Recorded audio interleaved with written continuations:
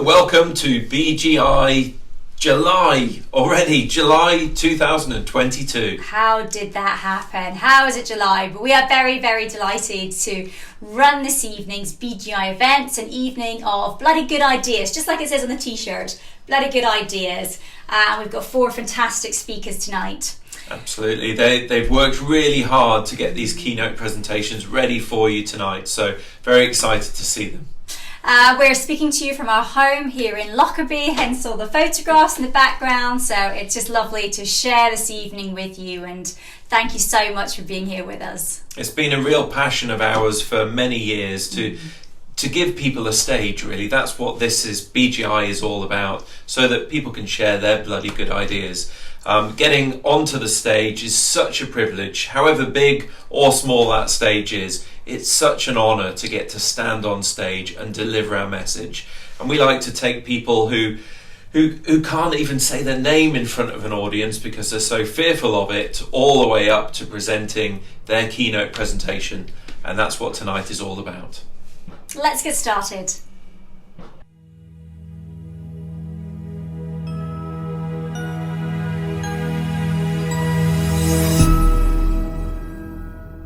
So our first speaker tonight is Alan Mead. Now, Alan is an experienced coach and award-winning trainer.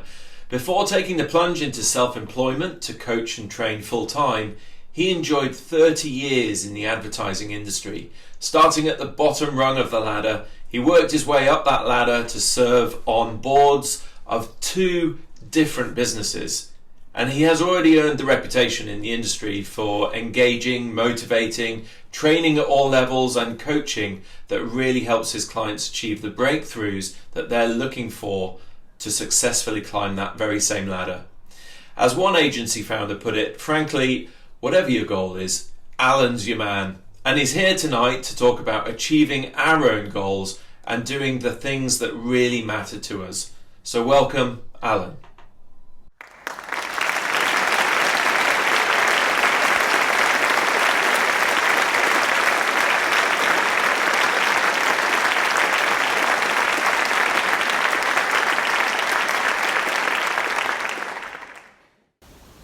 You know that feeling, that sensation you get about that thing that you feel you should have done, you ought to have done, you want to do, but you haven't. Not yet, anyway. That itch that you can't quite scratch.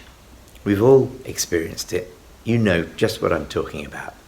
But how often do we actually do something about it? It took me 25 years to scratch that first itch that I remember experiencing all those years ago. Let me explain. It all started at my primary school friend John Adams' 10th birthday party. Those parties were always fantastic events, finishing with a bunch of crazy 10-year-old boys, tired, sweaty, happy, going home full of jelly and ice cream, really, and a little party bag that might have had a sherbet dip in it and perhaps some little fruit salads, those 4 for a penny sweets that you used to get, and that was it. But they were great, those parties. So we'd always try and get there a little bit early just to try and get a little bit more time out of the afternoon. So when I arrived at John Adams' party, a little bit early, his mum opened the door and said, "Oh, come in, dear, but you'll have to wait. John's not home yet. He's gone out with his dad." And those words, they shook me to the core. He's done what? He's gone out with his dad. What does that even involve? What do you do when you go out with your dad? Because I'd never done that. Never gone out with my dad. I know my dad loved my sister and I very, very deeply. He was so proud of what we did and what we went on to do as we grew up. But he tended to rather watch from the sidelines rather than get involved. So anyway, that certainly made me commit to myself that I would be a very present and involved dad. And my wife and I, we have 3 children, They were born within 3.5 years of each other, so they were close.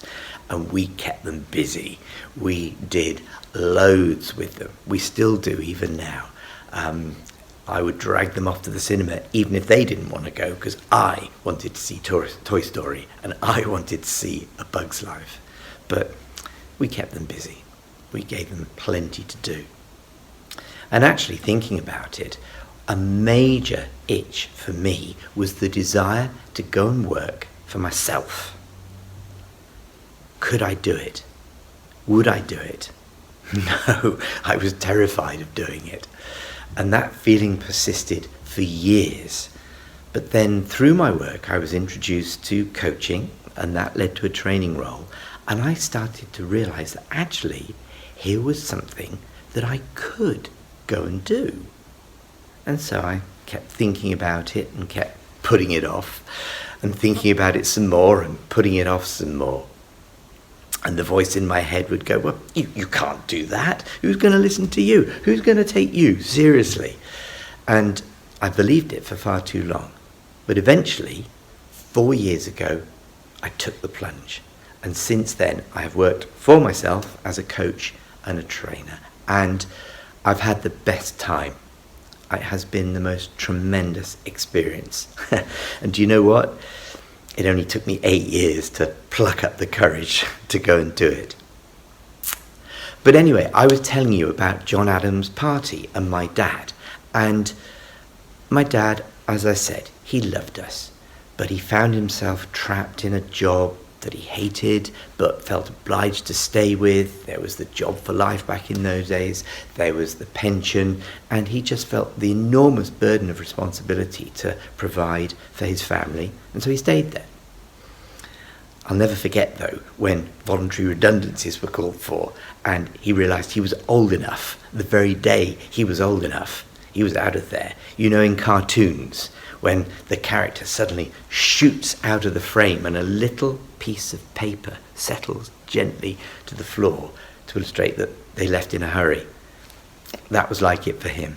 He took his redundancy, he retired, and the change in him was remarkable and lovely to see. But let's fast forward 25 years from John's party to 1994. And Dad was starting to act pretty strangely, pretty irrationally, to the point where in the end, off to the doctor, check it out. The doctor made some referrals, and he was diagnosed with an inoperable brain tumour. Devastating news, devastating. And the doctor told him that he had 2 years to put his affairs in order. He actually used those words. I thought that was something that only happened in the movies. So 2 years became 3 months. His decline was fast, painful, and agonising to watch. And as he got worse, so I would travel up to Bristol. By this time, I was living in Devon with my family. Mum and Dad were still in Bristol, and I'd leave work of an evening during the week, travel up to help Mum in the evening, and then drive back to work the next day. And I remember going up one Friday night, the weekend of the 1994 FA Cup final. And that Friday night, Dad had a dreadful time. He had a terrible time. And I remember it finally hit me that this was it now. Time was running out. So on the Saturday morning, I realised that we'd never still actually been to the pub together, and it was time to do something about that. So I said to him, Dad, and he wasn't talking by this time, so it was something of a one-way conversation, but I said, Dad, do you know, we've never been to the pub together. We've never had a pint together. How about it? And he grinned. And how about after that, then we come back, we'll watch the cup final. It'll be brilliant. He really grinned. So we loaded into the car, off we went, got to the pub, settled down. I got a pint, he had a half. He was having a bit of trouble with cutting up his food, so I reached over and helped. And between us, unfortunately, we managed to spill his beer into his lunch. So, it doesn't matter. Never mind. Let's go. Let's head home. Let's go and watch the match. We got home. And he sat in his own armchair, and he always sat with his arms on the arm of the chair. And I sat on the floor beside him. And without thinking about it, I just reached up and put my hand on his. And as I did so, I turned to look at him.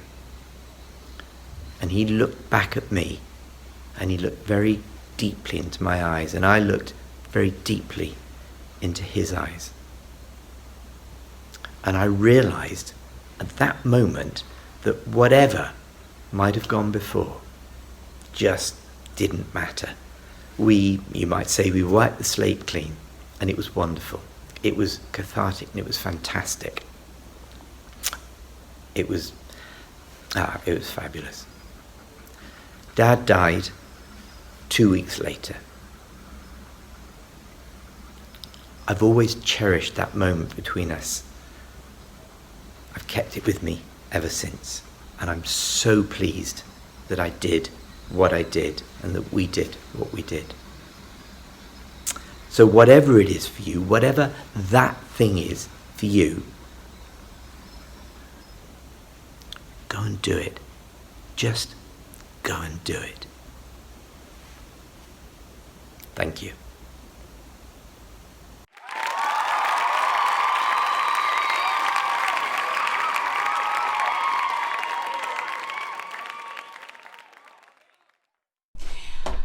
Thank you, Alan, for kicking us off tonight and for that really poignant and emotional message. So next we have Ruta. And Ruta is a psychologist and natural medicine practitioner. She started off her career as a qualified accountant, but through the years she realised that her joy in life comes from working with people, not with numbers. In her therapy and coaching practice that she runs today, she aims to answer the fundamental question, why are the client's mind and body not healing as it's supposed to? So please help me welcome Ruta with her talk, You Are in Charge of Your Emotional Well-Being.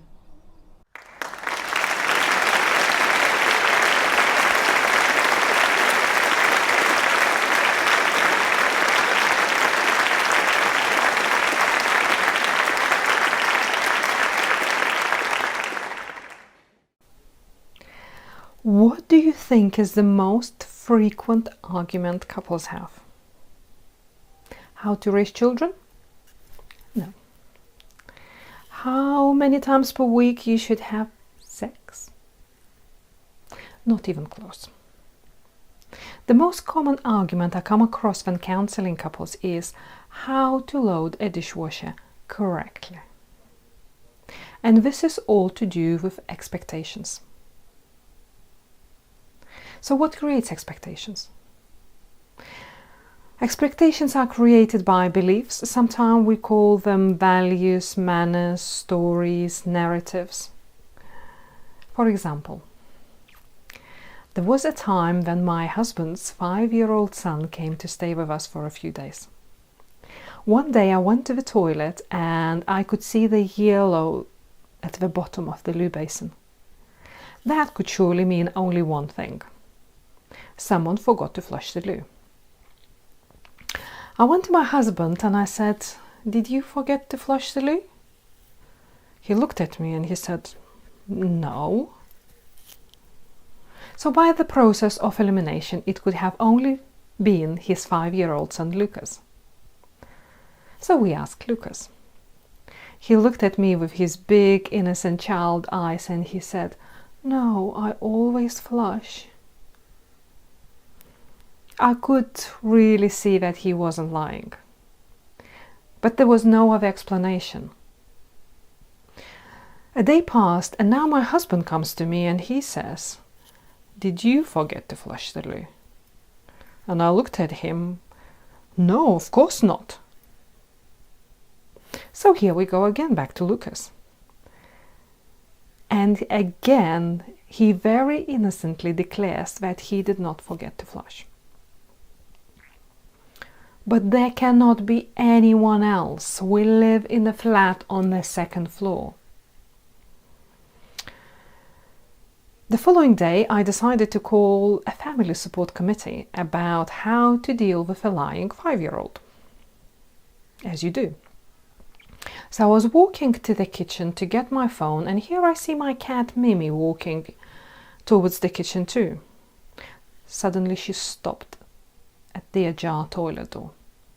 She looked to one side, she looked to the other side, like she wanted to see if anyone was watching her. I froze, and a thought came into my mind. If I don't move, perhaps she will not see me. I was in luck. I could see Mimi pushing the door open with her nose and walking into the toilet. Now I got really curious. So I very quietly tiptoed to the toilet door and peeked in. And what do I see? Mimi is balancing on the toilet seat with her bum out and staring at me. She clearly got embarrassed. She jumped off quickly off the toilet seat with a gracious as only cats can do, and scurried past me. I found my culprit. What a clever cat!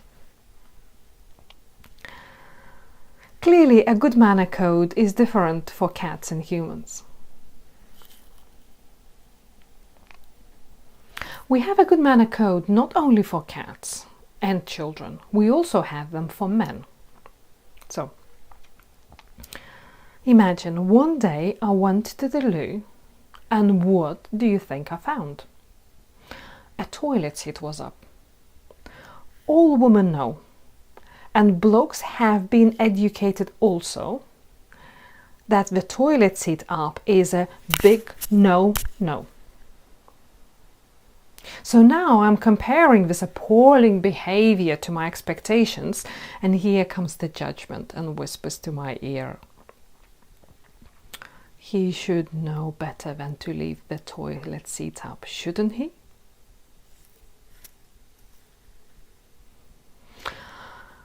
I now feel all empowered with anger and disgust, and as this culprit happened to be my husband, I start creating a scenario in my mind how I'm going to go and give him a lecture on good manners. I go and find him feeling very, very righteous, and I say to him, "You left this toilet seat down. You know I don't like it." And before I know it, I am the one who is starting the fight. And unless I see my husband submit and apologize there and then, the harmony packs its bags and leaves the house for a while. Expectations are powered by stories. There is no two ways about it.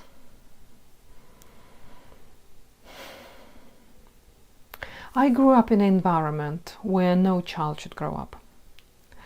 And since I was a little girl, I dreamed about the Prince Charming who would come and rescue me from the life I was living. He would marry me and we live happily ever after. I believed that marriage was the ultimate declaration of love. When I met my husband, within 9 months we got married, and at first I was living a happily ever after. Until I didn't. So after I separated from my husband, I met this bloke. And I fell in love again. I was waiting for that magical moment when he goes down on one knee. But that moment just wasn't coming. And so I learned that my boyfriend did not believe in marriage. I was devastated. I couldn't understand how someone can love another person and want to spend the rest of their lives with them and not want to get married. I was lost. I felt a myriad of emotions, from deep sadness and confusion to the feelings of pure love. I didn't know how to reconcile my feelings, so I tried to fix the situation. I asked my boyfriend to marry me. And he said no. So I pleaded and I demanded and I even blackmailed. Okay, not my finest moment, but even that wasn't getting me nowhere. He just couldn't understand what was so special about the marriage. And I was dying inside. So I lived in this constant confusion. I used to wake up every day with the same conversation happening again and again and again in my head. The part of my brain that perhaps read too many fairy tales was whispering, if he loved you enough, he would marry you regardless. You know? Ouch. And that hurt. That hurt like hell. Deep down I knew he loved me, but this nasty voice seemed to follow me everywhere. The emotional roller coaster was exhausting. It was damaging my relationship, and it was destroying my mental, emotional, and physical health. Big time. Until one day I actually realized that what was happening. I was reacting to my own story, which was marriage is the ultimate declaration of love. My own story was damaging my own relationship and my mental health. I was so wrapped up in this powerful story that I nearly missed the reality. And worst of all, the role I played in my own fairy tale was the one of the ugly sister. And I was expecting the happily ever after. It took me almost 2 years to overcome this belief. However, through this experience, as hard as it was, I learned how not to get angry or frustrated. I learned how not to judge. But most importantly, I learned how to love someone unconditionally. I got my happily ever after, just not in the way I expected. Be aware of the expectations and the stories that create them. And be kind. Be kind to yourself and others. Your emotional and mental well-being is truly in your hands.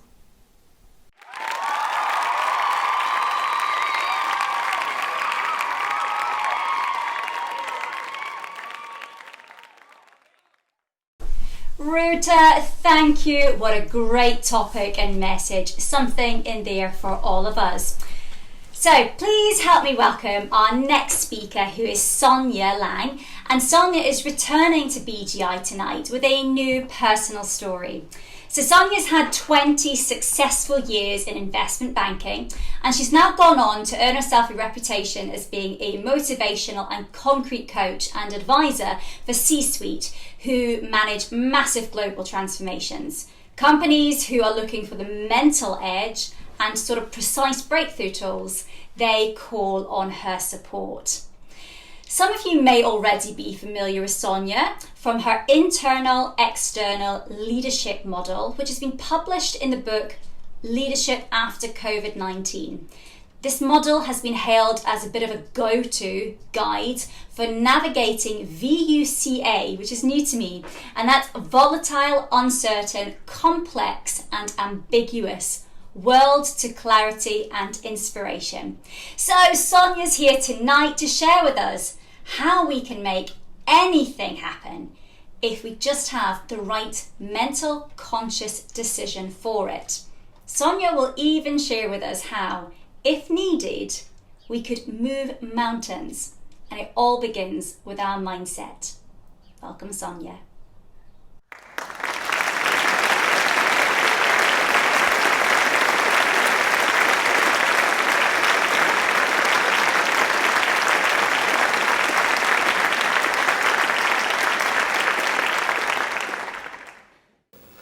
I'm I'm here to talk to you today about what happens when you make a conscious decision. Everything starts from knowing what you want, saying yes to it, and then a great clarity and energy to action it comes from that. The power of saying yes to what you decided. Sounds simple, right? But ask so many people and you will discover some think making a decision isn't that easy. Having the cake and eat it? Yeah, if it would be an option, I would love to have both too. Yet, great things do happen when we make a conscious decision. I can give you an example of when making a conscious decision and saying yes to what was my priority had a profound impact on my life. I consciously decided to climb Mount Kilimanjaro. Kilimanjaro is almost 6,000 meters high and the oxygen level is only 50%. So this is like only having one lung and climbing a mountain. Now, how could someone make such a decision? Like someone with a sane mind? It's a conscious decision? Let me tell you why. For my beloved mom. She raised me from when I was really little to believe in my own decisions and to make them happen, which she for herself expressed as, where there is a will, there is a way. I believed her. Then, in 2008, she was diagnosed with lung cancer. She went through chemo and all this. A lot of people, unfortunately, know of someone who had to go through it. And the worst thing as a relative in this situation is this being so helpless. There was nothing I could do for her. Or could I? How could I support her? When she had a treatment break of 4 weeks, and I knew she would be okay in this time, right? If I wanted my mom to stay committed to herself and climb her personal mountain with her lung cancer, I wanted to remind and lead by example by climbing Kilimanjaro with only 50% oxygen levels. This conscious decision came as I wanted my mom to stay committed to her own personal affirmation. And once I made that conscious decision to do it, I was like a steam engine running up that mountain.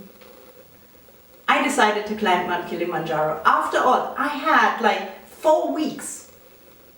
What would your first point of action be? First, I built a website to encourage my mom, build awareness and raise money for cancer research.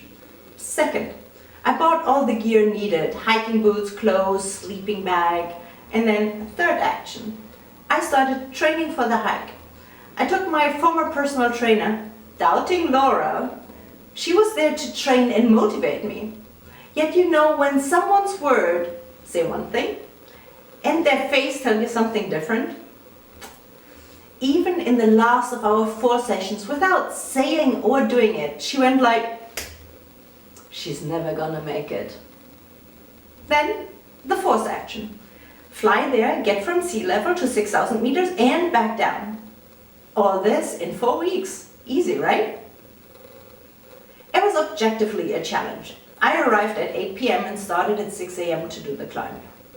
From a previous trip through South America, I knew what altitude sickness feels like. And then it was only 4,200 meters. Now, this time I came prepared. I had medicines. Some people really think there is a pill for everything. On summit day, waking up at midnight for a 16-hour long day to the summit. There it was again. Altitude sickness. And I had another 1,200 meters to go higher to reach the summit. Even so, my guide would have been obliged to bring me down as I was sick. Yet, he knew my why and that I consciously decided I could not give up. After all, I wasn't doing this for me. And he helped me, he encouraged me, he took my day pack and even sang for me. Yet, it was really rough. I got quickly to the thought of, can I die here?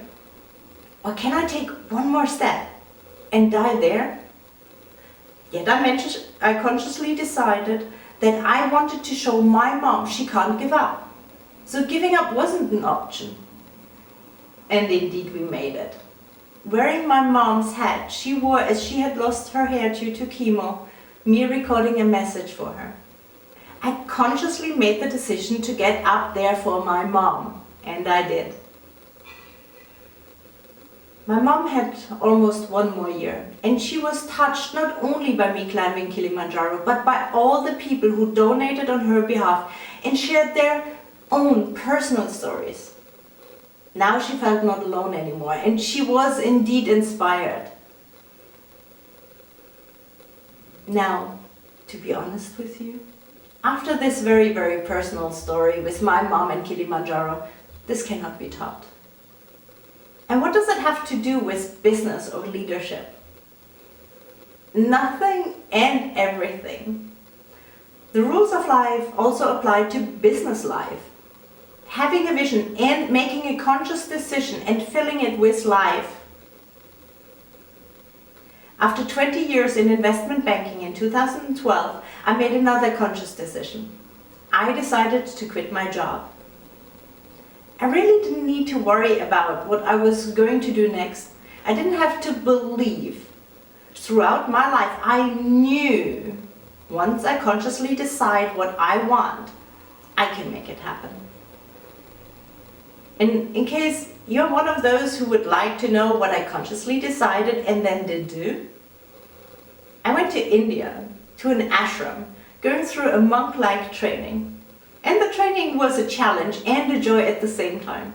For 21 weeks, 7 days a week, 5:30 a.m. until 10 p.m. Who needs a break and a weekend when you love what you do?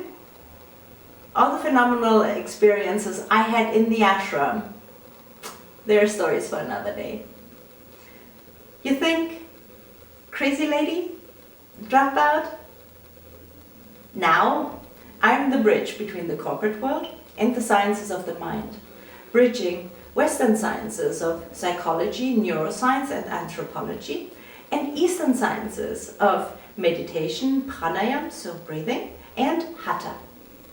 Created my internal-external leadership model for the digital VUCA world with precise how to do steps, helping business leaders around the world with this unprecedented VUCA, volatile, uncertain, complex and ambiguous world, to make conscious decisions for the future. It is only now that I'm at this stage in my life when everything has come together, that I look back and I see that I always had this phenomenal ability to have clarity, focus and energy to reach my goals. I also now realize this is a superpower available to all of us when we consciously decide. And I mean really consciously decide. We will be connected to our unique resources and abilities to make it happen. What could you consciously decide on today?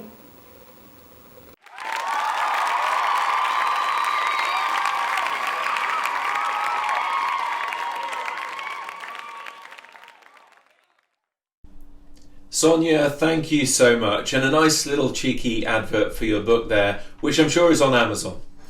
Okay, our final speaker this evening is Alex Sims. Now, I feel like I discovered Alex to get her onto the BGi stage, but Alex is a mum of 3. She's an alternative therapist, she specialises in lymphatic health, she's a Reiki healer and an empowerment coach, and for over 20 years she produced events for blue chip companies. But now she does what she does for people and she's out of that 9-to-5 corporate world. In her moving and candid talk, Luck of the Draw, Alex reflects on the ways in which an unexpected diagnosis turned out to be exactly what she needed. You're going to enjoy this.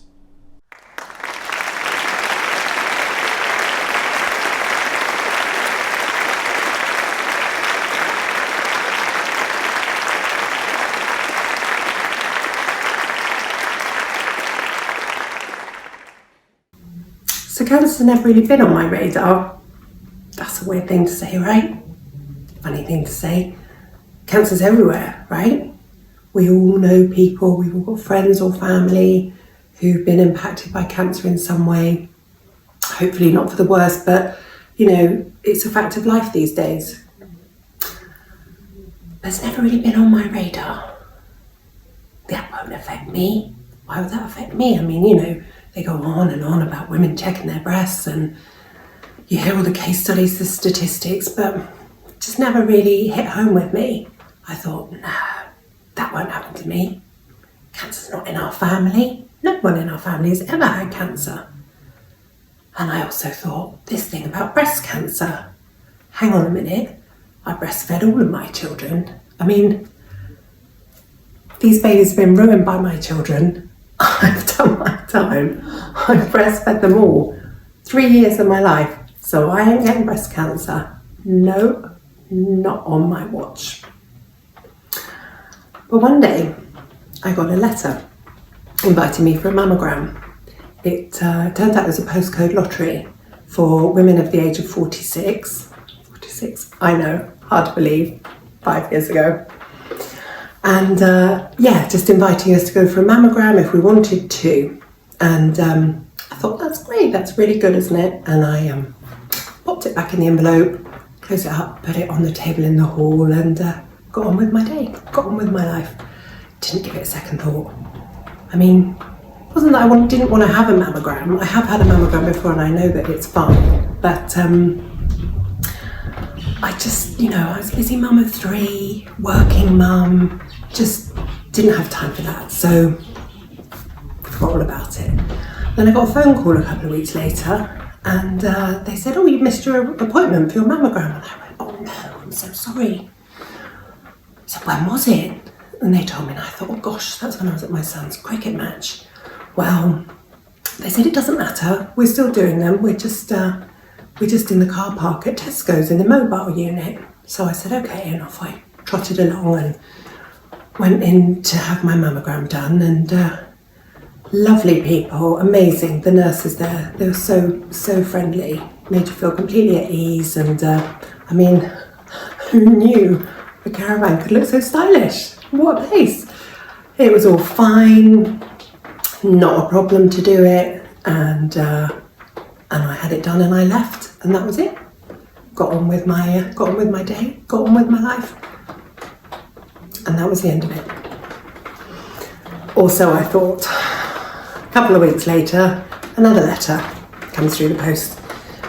I read it and it said, we need you to come back for a follow-up appointment, but this time you might want to bring a close family member or a close friend to come along with you to the appointment. I thought, I don't like the sound of that. What is that about?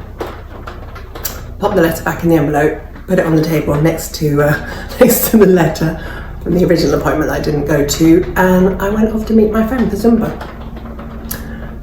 Picked her up in the car, and it was on my mind, and sort of driving along, and I said to her, you know, I just had this letter, and it's they're asking me to go for a follow-up for my mammogram, and they want me to take a close family member or a close friend with me to the appointment. I mean, I don't like the sound of that. What's that about? She went, oh no, it'll be fine. Like, that happened to my friend, they got her back, but it was all fine. It was no problem at all, not a problem. Sadly, she didn't really put my mind at rest. I had quite a stressful few days waiting for the day of the appointment, and it came, and off I went with my husband. We got to the hospital. We went in to the ward, and the lovely nurse again met us, chatted away, really nice, felt very comfortable. And then she showed us through into the room with the consultant waiting, and suddenly the atmosphere changed. We sat down, and I could just tell by the look on their faces that they weren't happy with what they'd seen. And they had these 2 images up on the screen, and they said, look, this is the mammogram you had done a few years ago, and this is your current one. And you see that tiny black dot, that black dot there on your current one, we're 99% sure that that's cancer.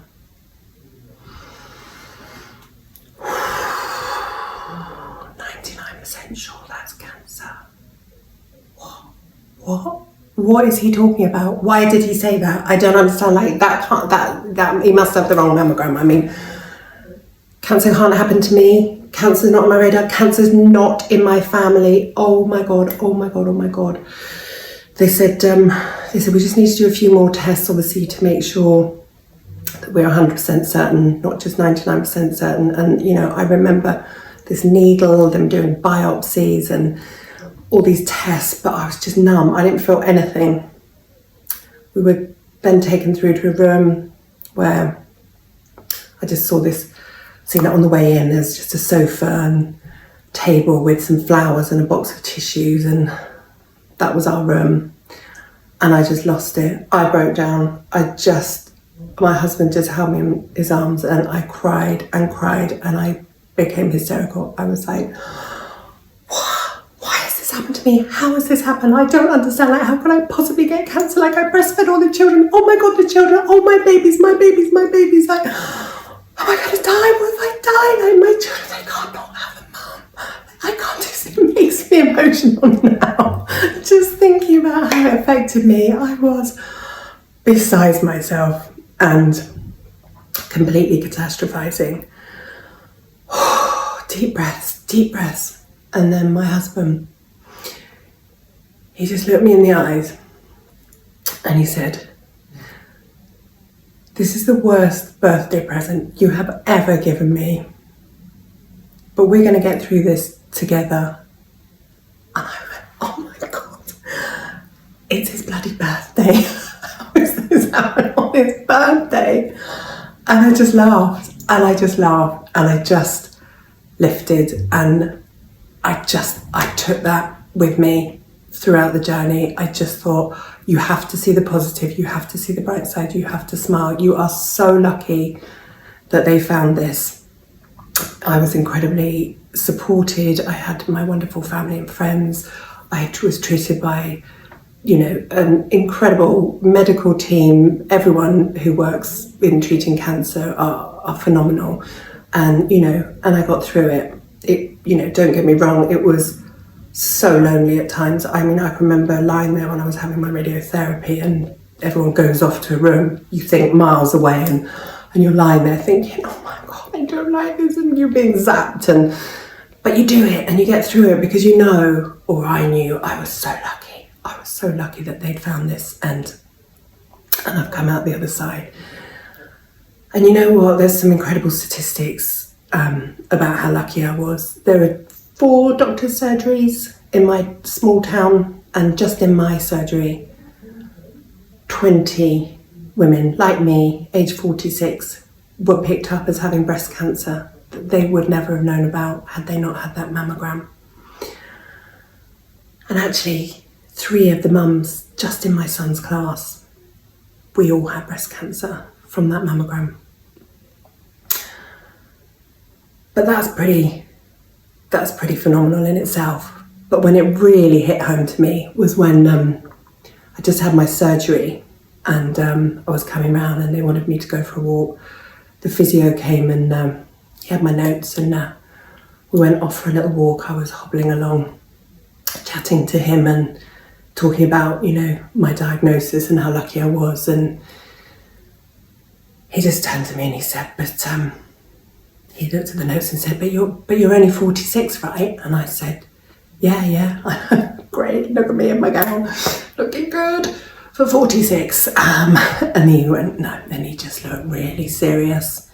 And he said, but you wouldn't normally have had your mammogram till you were 50 in this country. And if this mammogram had happened when you were 50, your whole body would have been riddled with cancer.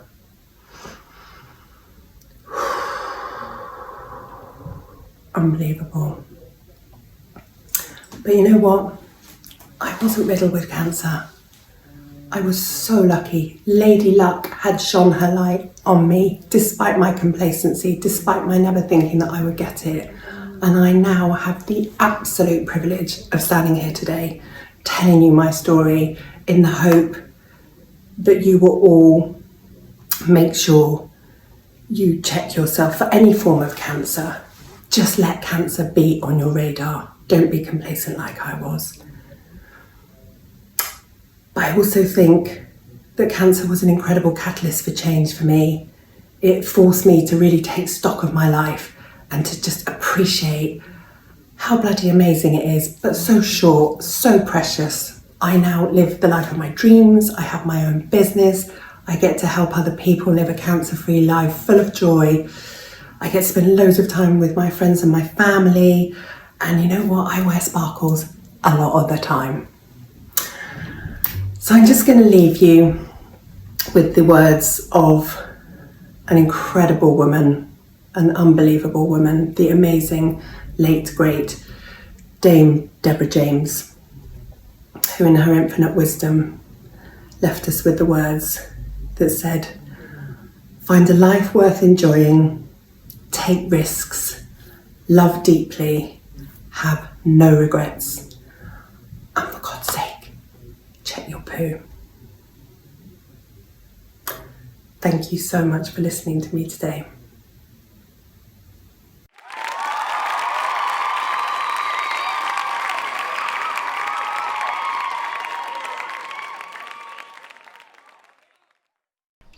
Amazing, Alex. Thank you so much. Quite a message there for us all. Check your poo. There you go. That's my learning. Thank you all for attending, and thank you for all for speaking. First of all, let's a round of applause for the speakers. Awesome. And thank you also for attending and being here tonight, taking out your time to watch our wonderful BGi speakers this evening. So thank you very much. We have a new program coming up in October. So please email us to find out more. You too could be on the BGi stage. Like we said at the beginning, it's always great to create the stage for you. So that's what we're here for. Absolutely. We would love to hear some more bloody good ideas. Absolutely. We'll see you very soon. Take care.